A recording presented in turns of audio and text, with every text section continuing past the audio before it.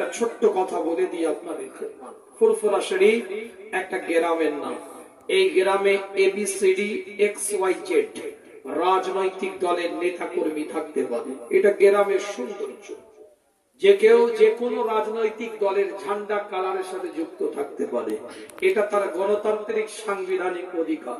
কোন পীর সাহেব পীরজাদা হুজুরও রাজনীতি করতে পারে, দল তৈরি করে হোক, কোন দলে জয়েন করে হোক, এটা তারও গণতান্ত্রিক সাংবিধানিক অধিকার। কিন্তু ফুরফুরা শরীফ মাসলাক, নীতি, আদর্শ বিগত দিন রাজনীতি মুক্ত ছিল, এখনো আছে, আগামীতেও থাকবে। ফুরফুরা শরীফের হওয়ার জন্য, মাসলাকে মুজাদ্দিদে জামানের বায়াত হওয়ার জন্য কোন পার্টির কালারে ঝান্ডা নিতে হয় না।